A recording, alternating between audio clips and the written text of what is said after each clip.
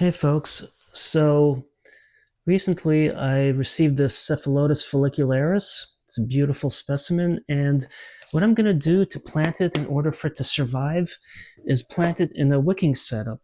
Now I have this vase, and you see how it comes up and tapers a little? So what it does is we'll cradle basically one of these glass shades for like vanity lighting. Now, the issue is with this is that the media that you want to grow it in needs to have some coarse stuff like pumice or perlite, and it's going to scratch this glass. Concurrently, I have a ton of this mix that I made a while back for Pinguiculas, and if you're interested in having a good soil mix for your butterworts, check out my video on a soil mix where you mix a bunch of ingredients, and I have the proportions for fluval stratum, perlite, lava rock, peat moss, sand, etc. And for this though, I'm going to tailor it for the cephalotus with a few strands of long fiber sphagnum as well. Now, because the mix has stuff that will scratch the glass and this will look unsightly, I'm going to save this for a different project. And I bought one that is frosted, so if I scratch the inside, it still would look good on the outside. And one thing to note though is I need to have a wick and I need to have a method for the media not to fall through. So what I am implementing is simply you take some plastic canvas, and you can get this stuff from Hobby Lobby for cheap. And you can get some circle punches. They come in different sizes. I needed a 2-inch, and my apologies for it being pink, but that's how it came. And it takes a lot of effort to punch a circle of the canvas. But then I took a regular hole punch and I punched 2 holes so I can have the wick go through. And if you look, it fits really nicely, although it's sliding down when I'm trying to show everybody. And the thing is, you're going to want to find one that's the right size for the setup you use. And the reason I'm doing this setup like this is it prevents me from overfilling it so I don't result in root rot, and this gives me enough length to keep the roots well and airy. So before I start all this, I'm going to take this and run the wick. I took a synthetic fiber wick. You want to use synthetic fiber versus cotton fiber with your carnivorous plants.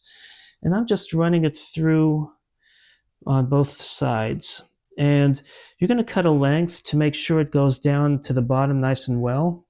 It just makes sense like that. And I'm going to put it in there like that. And then I can pull this up so the wick can be a little higher. Now, one thing I want to do though is wash these before I continue. So I'm going to go ahead and do that quickly. Okay, I cleaned it just so it looks nice in case it's been sitting out too long and there's any slight haze. So then I can put this down in there, make sure it's equally length. Drop it and make sure the right side is faced up.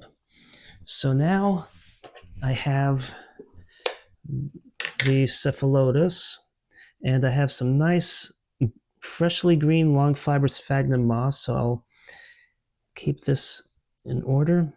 And because he provided me, the seller that is, with some sphagnum moss mixed with perlite, I can mix that right into the soil mix. I do not have a container to mix for this on hand, so I'm going to basically just delicately mix it myself.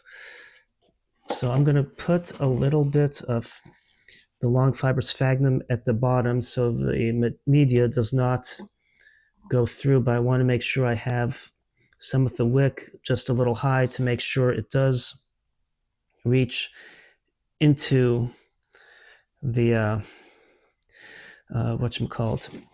the region of growing. And then the sphagnum moss, I don't want to damage this, but look at the deep root system this has. So this is going to be planted like so, and then I'm going to give it something for humidity to slightly acclimate it. I've learned that when I buy seedlings, sometimes they're grown in a humid environment and the sellers do not disclose that, and then they dry out. So consequently, I want to make sure I don't end up accidentally killing this because it's a beautiful specimen. So I probably didn't even need the media because they gave me all this stuff, but it does well with a few other stuff mixed in. So I'm just mixing it in, adding more, and then more of my butterwort mix.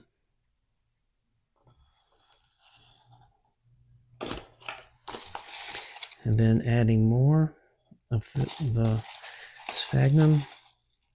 Oops, and I'm making a mess.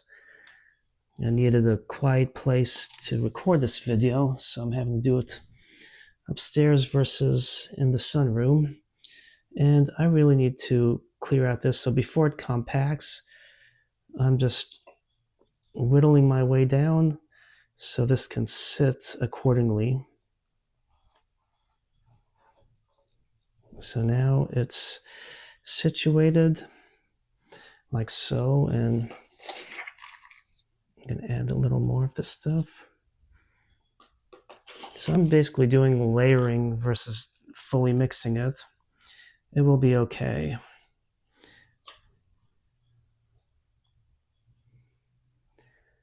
So what I'll do is water from up to fill the container. Look at this. I have some below because this shifted. So I'm going to adjust this and then take this, dump it back in.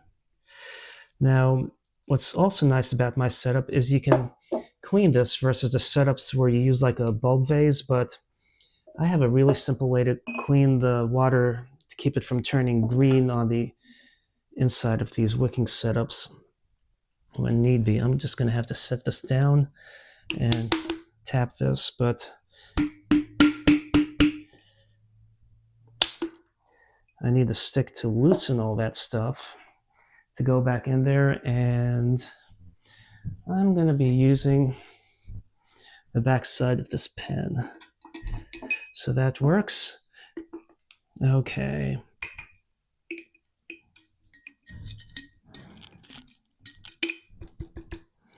Okay.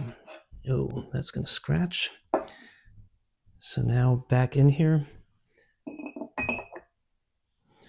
and start adding a little more of this, and then I'm going to put the long fiber that's live on top, and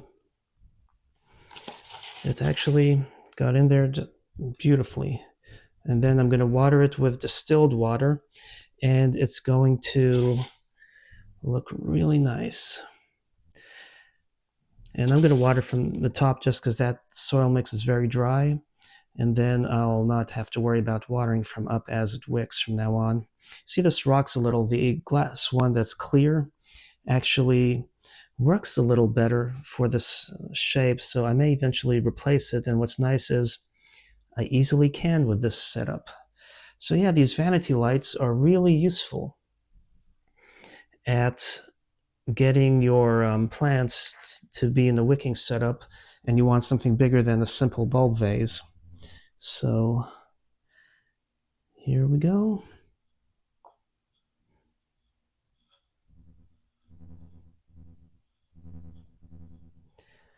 And hopefully it will grow nice and beautiful. So I just look forward to watching this grow. And now I can water it, and we're in business. I'll also have to remember to give it some humidity.